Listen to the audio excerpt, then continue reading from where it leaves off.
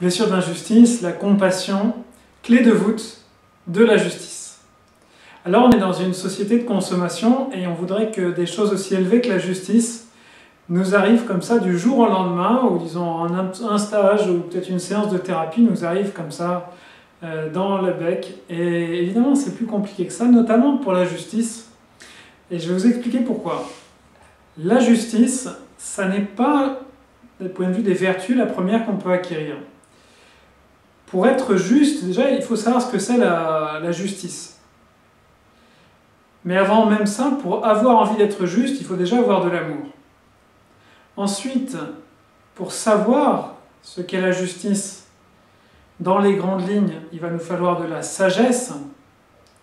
Et quand on va voir l'amour et la sagesse, on va pouvoir étudier la justice vraiment au cas par cas et dans la connaissance profonde de chacun, parce que l'amour va nous donner une connaissance subjective. Quand on aime quelqu'un, on connaît vraiment les tréfonds de son être, et la sagesse va équilibrer en nous donnant une connaissance objective, claire, lumineuse.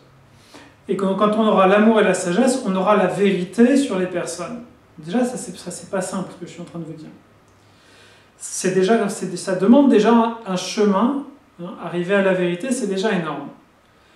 Et pour autant, ça ne va pas encore suffire, parce que la justice, c'est pas simplement aimer les gens, la justice, mais c'est distribuer les biens pour que chacun ait ce qu'il mérite. Et on va savoir ce que chacun mérite grâce à la vérité et à la sagesse. Donc pour savoir ce que chacun mérite, et ça ne suffit pas, c'est pas encore la justice, ça c'est la justice intellectuelle, mais la justice, c'est les bras de notre âme, nos bras représentent cette balance de la justice, et donc ça doit être équilibré entre ce qu'on prend du côté gauche et ce qu'on donne du côté droite, mais aussi comment on répartit les choses entre nos enfants, entre nos élèves, entre nos employés, entre les personnes auxquelles on donne, etc. Donc il doit y avoir un équilibre qui est représenté par nos bras, et cet équilibre doit être effectif. Sinon c'est la sagesse, sinon c'est la vérité. Ah, je sais que lui, il mérite ça. Mais si je ne lève pas le petit doigt pour faire appliquer cette vérité, pour faire appliquer cette sagesse, pour faire appliquer cet amour, alors ça n'est pas encore la justice. Donc dans la justice, il y a un quatrième ingrédient. Je les ferai afficher, si vous regardez sur l'ordinateur, vous verrez que ça s'affiche.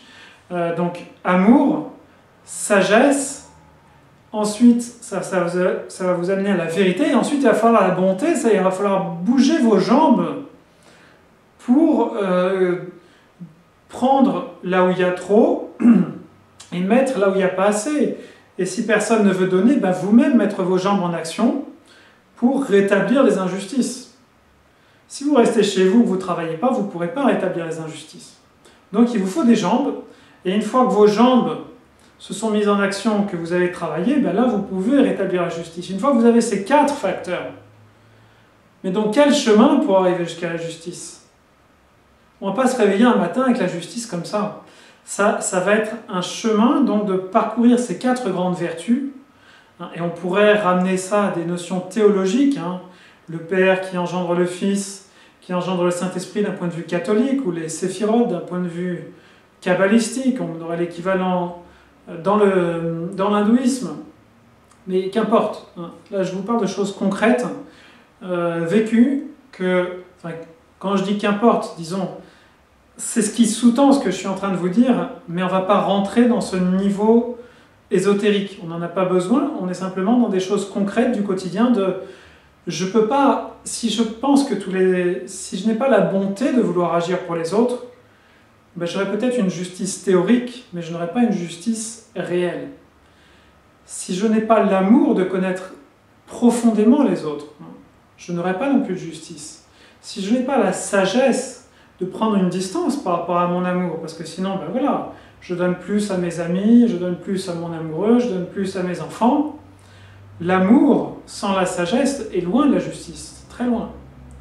Mais l'amour avec la sagesse sont capables d'engendrer la vérité, ils sont capables d'engendrer la bonté, et quand on a ça, quand on a à la fois la vérité sur les êtres et sur les situations, c'est-à-dire une vision globale, pas juste là il a fait une bêtise donc il faut le punir, mais qu'est-ce qui s'est passé avant, qu'est-ce qui va se passer après, et qu'on a la volonté qui vient de la bonté. La bonté, c'est l'amour qui se manifeste. L'amour, c'est un sentiment, si on veut. Et quand ce sentiment se met en action dans la matière, ça devient la bonté. Et donc voilà, une fois qu'on a tout ça, la justice arrive. Donc ça, c'était un long prélude à cette vidéo pour vous dire, ça demande de la patience, la justice. Et donc si vous avez la blessure d'injustice, soyez patient avec vous-même parce que il faut franchir 5 étapes pour arriver jusqu'à la justice. Mais la bonne nouvelle, c'est qu'une fois que vous serez arrivé à cette 5e étape, vous serez un homme complet. Parce qu'après la 6e étape de la création, on est dans la création divine en fait, dans ce que je vous explique, eh bien ce sera l'homme. L'homme, ce sera on pourrait dire ce pentagramme qui est constitué de ces 5 vertus essentielles dont j'ai parlé. Et donc, une fois que vous arrivez à la justice ayant franchi tout ce chemin, ben, ça vous aura pris du temps, peut-être ça vous aura pris même plusieurs vies, mais vous serez un homme au sens fort. Et ça, c'est valable.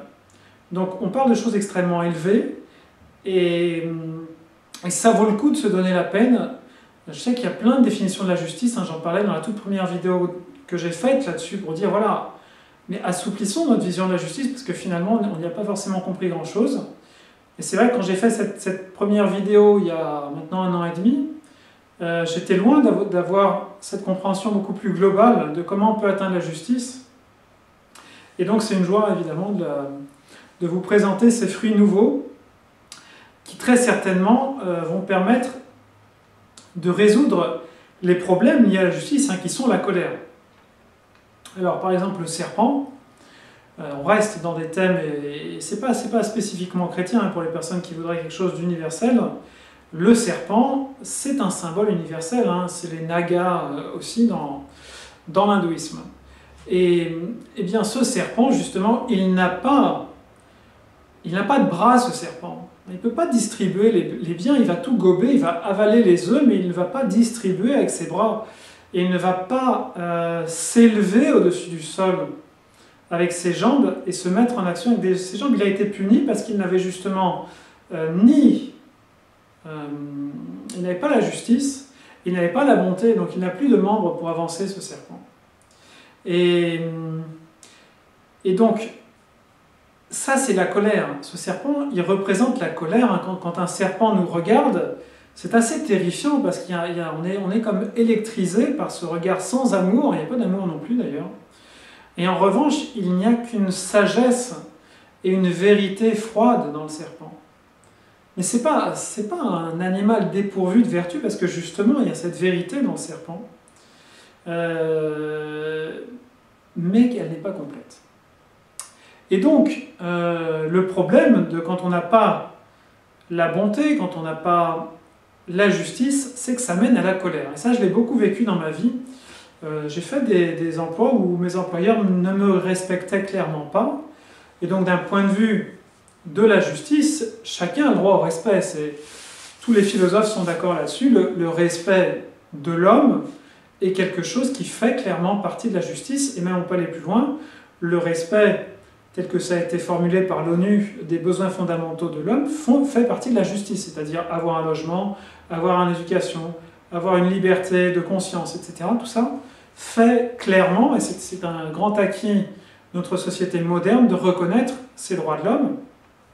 Même si, voilà, c'est une vision, disons, humaniste et pas encore une vision spirituelle, mais néanmoins, d'un point de vue de la justice, c'est un progrès énorme par rapport à des époques où ces droits de l'homme étaient simplement ignorés. Donc on est en colère quand on n'a pas la justice, et donc ça m'est arrivé, c'est-à-dire quand votre patron vous hurle dessus alors que vous avez fait de votre mieux, ça peut mettre en colère. Alors, en fait, votre mieux, il est peut-être faible, hein, relativement, mais si vous avez fait de votre mieux, dans la justice, il y a cette notion de regarder l'intention des personnes, de regarder le cœur des personnes. Mais si on se met en colère, même dans des situations qui sont, d'un point de vue de la justice humaine, parce qu'il y a plusieurs niveaux de justice, je viendrai peut-être dans cette vidéo, dans une vidéo suivante, on va voir. Eh bien, si on se met en colère, on se détruit soi-même. On se remplit de cette électricité du serpent, où on a envie de détruire les choses. Et alors, soit on détruit les choses à l'extérieur, soit on ne s'autorise pas à le faire. Je pense que globalement, c'est mieux. Quoiqu'il vaut mieux casser la vaisselle que de se casser soi-même. Mais par contre, il vaut mieux se casser soi-même, comme ça on paye directement ses fautes, que de casser les autres. Mais dans tous les cas, c'est quand même un problème, même si c'est la vaisselle, c'est quand même pas terrible. Finalement, c'est peut-être le cas le moins grave des trois. Et dans tous les cas, c'est un problème. Donc, aller vers la justice, c'est résoudre ses colères, et c'est important de le faire. Mais alors, donc, la première chose que je vous ai dite, c'est qu'il y a ces 4 étapes précédentes. Je ne vais pas les développer dans cette vidéo parce que, mon Dieu, ce serait vraiment long de parler de ces 4 vertus, qui sont gigantesques, c'est des univers, je suis une fourmi pour en parler. Et si cette vidéo est réussie comme toutes les autres, c'est que c'est pas moi qui ai parlé, c'est que c'est pas moi qui suis arrivé à ça, mais c'est que c'est des idées qui m'ont traversé, et que c'est des idées qui voulaient aller vers vous, mais je n'en aurais pas le mérite. Et donc, en tout cas, je ne vais pas parler de ces 4 conditions nécessaires, parce que ça nous prendrait trop de temps, et je vais simplement parler de comment, une fois qu'on a les 4 premières conditions, d'ailleurs on est déjà, on pourrait appeler ce qu'on est injuste déjà, mais cette justice est une justice de souffrance pour l'instant. C'est-à-dire on est encore dans la blessure d'injustice, tant qu'on n'a pas la justice en soi. On a déjà soif de justice parce qu'on a la bonté, on a l'amour, on a envie que les choses changent. Une fois qu'on a la bonté, eh bien, on est dans un premier temps un révolutionnaire. Moi, combien j'ai été un révolutionnaire? J'ai fait la révolution dans l'école où j'ai fait mes études. J'appelais les gens à aller manifester contre la guerre en Irak. Après, dans mon travail, j'ai participé à un mouvement pour que les salaires soient augmentés. Et donc, on est un révolutionnaire, même dans un groupe spirituel où j'étais, où je considérais, mais il y a de l'espace, on n'en fait rien, mais utilisons l'espace, faisons quelque chose, mettons les choses en action, partageons. Et c'est beau ça, et tous les adolescents ont cet élan de la justice. Ne leur faisons pas perdre cet élan, ne brisons pas leurs illusions qui n'en sont pas, qui sont des réalités, que la justice est possible. Ne les rendons pas prosaïques, mais aidons les adolescents à vivre ce caractère colérique qui est naturel à l'adolescent et pour le transformer en cette soif de justice qui est la bonté. Mais donc une fois qu'on a cette soif de justice, qu'est-ce qu'on en fait? Parce que la justice pose des paradoxes. J'ai tout fait, j'ai aussi été dans un mouvement écologiste. Là, j'étais l'un des responsables de ce mouvement écologiste, pas pendant très longtemps, mais parce que ça bouillonnait en moi. Je voulais que tout change dans tous les domaines. Et donc partout où j'allais, ça bougeait. Voilà. Là, c'est moche, je briefais tout le monde, on va repeindre le truc, et ça se faisait. Mais au bout d'un moment, ça peut être fatigant d'être toujours à cravacher les trucs, à demander à ce que ça change, à être dans la révolte. Au bout d'un moment, ça épuise en fait. J'étais vraiment en burn-out par rapport à ça. Déjà, donc ça, c'est un problème. Et puis, le résultat, il est décevant en fait. C'est-à-dire que politiquement, on a fait des pointes à 3%, on a apporté des idées, mais on n'a pas apporté de justice. On a apporté de la sagesse, on a apporté peut-être un petit peu de vérité aux gens par notre programme, mais on n'a pas apporté de justice, pas du tout. Et de même dans le magasin où j'ai demandé que les salaires soient augmentés, 6 mois après, tous ceux qui avaient fait cette révolution étaient virés et les salaires étaient redevenus ce qu'ils étaient. Donc, on n'a pas apporté de justice, en fait, en faisant ça. Et de la même façon, dans le centre spirituel où j'ai voulu apporter de la justice, je n'en ai pas apporté parce que si on veut une justice qui est tranchante sur Terre, on le paye de sa vie. Donc, ça fait cher. Et puis, une fois qu'on a payé de sa vie, voilà, c'est fini. Donc, la justice sans la douceur est un échec. Et donc, cette bonté doit être vraiment approfondie, approfondie, approfondie, pour pouvoir donner une justice effective sur Terre. Par exemple, la non-violence. La non-violence, on a là, chez Luther King, chez Gandhi, et puis sûrement des tas d'autres exemples. Je pense que les Brésiliens nous font des belles choses de ce côté-là aussi aujourd'hui. Des exemples de personnes qui ont la soif de justice, mais qui ont la compassion de se mettre à la place de la personne qui pourrait devenir leur adversaire. Et c'est ça l'intelligence de la justice sur Terre, c'est que vous n'êtes pas l'archange Michael, vous n'êtes pas Yamaraj, vous n'êtes pas Kalki Avatar, vous n'êtes pas Parashuram avec sa hache qui va trancher tous les mécréants. Donc, faut une certaine humilité par rapport à la justice sur Terre.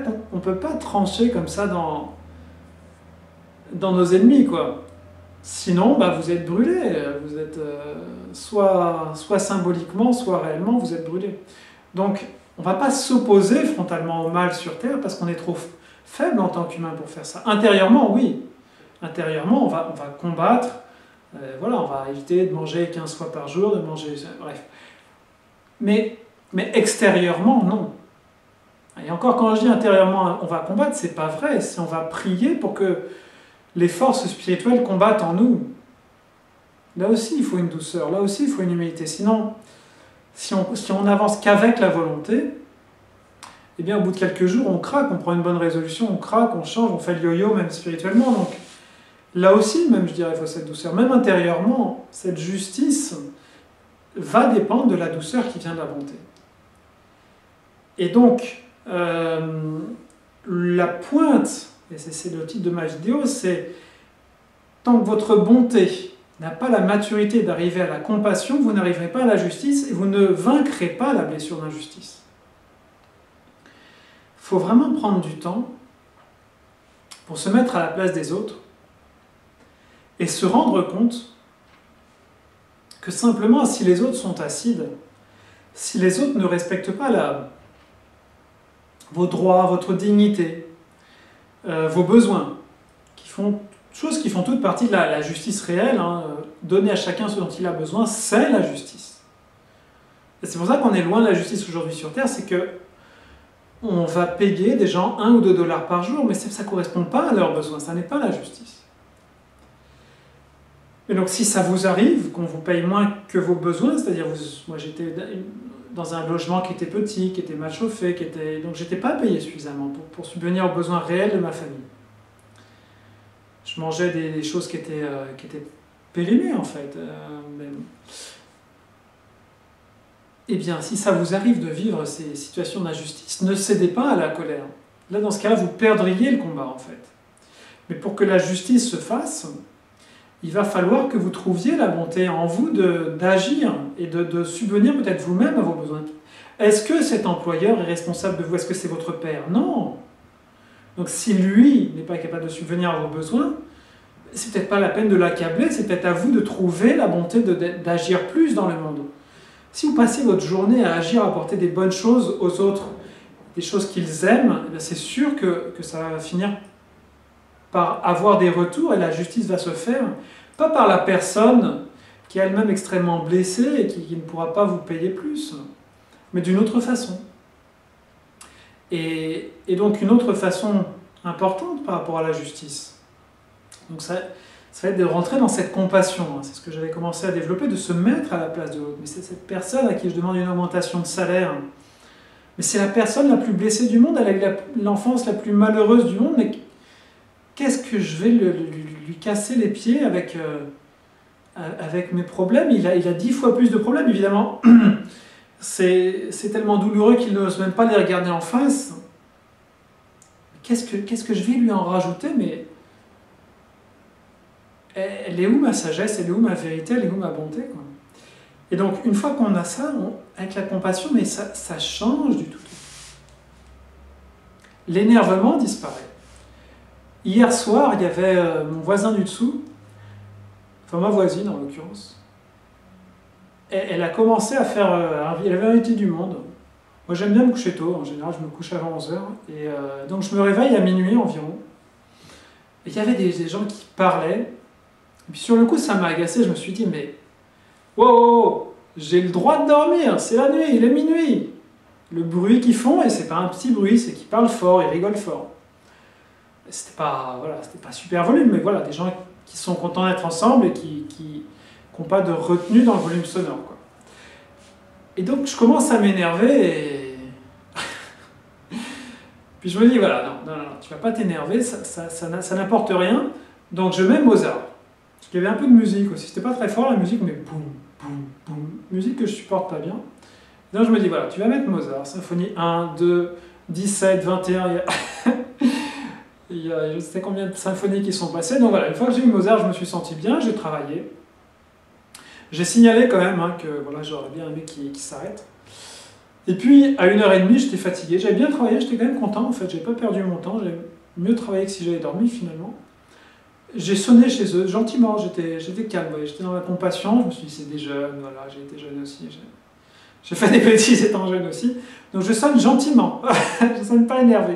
Je sonne gentiment à leur sonnette, et là, tout s'est arrêté. Ils n'ont pas ouvert, mais tout s'est arrêté. Et qu'est-ce que j'avais fait? J'avais simplement... J'étais passé en mode compassion.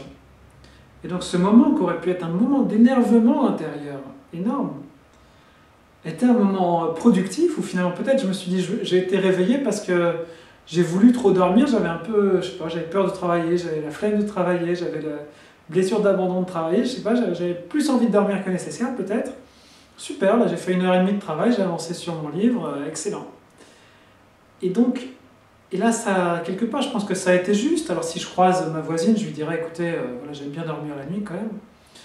Parce qu'il ne s'agit pas de se faire marcher dessus, il s'agit d'expliquer aux gens, mais expliquer calmement en fait. Et là, la justice devient possible. Et c'est ce que je vous dis, on l'a vu, mais on l'a vu. En Afrique du Sud, Nelson Mandela n'a rien eu tant qu'il a utilisé la violence. Mais quand il s'est mis à la place de De Klerk, qu'il a commencé à dialoguer avec compassion avec De Klerk, à ne plus le voir comme un ennemi, mais à le voir comme un collaborateur, comme un coopérateur, alors la justice raciale est arrivée en Amérique du Sud. Mais tant que l'ANC était sur un mode violent, un mode qui allait mener, on était vraiment à 2 doigts de la guerre civile, au paroxysme de la situation. Et s'il n'y avait pas eu ce Nelson Mandela pour dire mais attendez les gars, mais la seule justice possible, c'est la compassion. Il y aurait eu la guerre civile, il n'y aurait pas eu justice. Il y aurait eu justice en ce sens que les deux auraient perdu beaucoup de monde, et comme ça a été le cas en Irlande, si on veut. Mais s'il n'y a pas une personne pour se lever sur terre et dire paix sur la terre aux hommes de bonne volonté, mais alors la justice ne vient pas, vous comprenez? La justice, elle vient quand il y a une personne qui est capable de dire, voilà, ok, je vais faire le médiateur, je vais écouter ce que chacun a à dire, peut-être je me prendrai des coups, et comme faisait Marshall Rosenberg, il allait sur des zones de conflit, mais souvent il se faisait insulter par les gens. Et après, parce qu'il avait cette immense compassion, les gens s'adoucissaient, le prenaient dans les bras, l'invitaient à déjeuner, l'invitaient à dîner. Il faisait partie de la famille après. Donc, la justice sur terre ne vient que par la compassion. Et c'est touchant en fait de comprendre ça. Voilà, c'était cette vidéo. J'espère qu'elle vous touchera autant que moi. Je crois qu'il y a énormément de matériaux de travail possible dans cette vidéo sur la justice. Donc, bon travail. Et donc, bon amour, bonne sagesse, bonne vérité et bonne bonté. Que toutes ces vertus convergent vers vous, que ces êtres qui sont derrière ces vertus vous bénissent pour que vous les compreniez, nous bénissent pour que nous les comprenions davantage, qu'ils habitent en nous, et qu'ainsi la justice puisse venir sur la terre pour que toutes les personnes puissent vivre selon leurs besoins d'épanouissement réel. Merci à vous et à bientôt.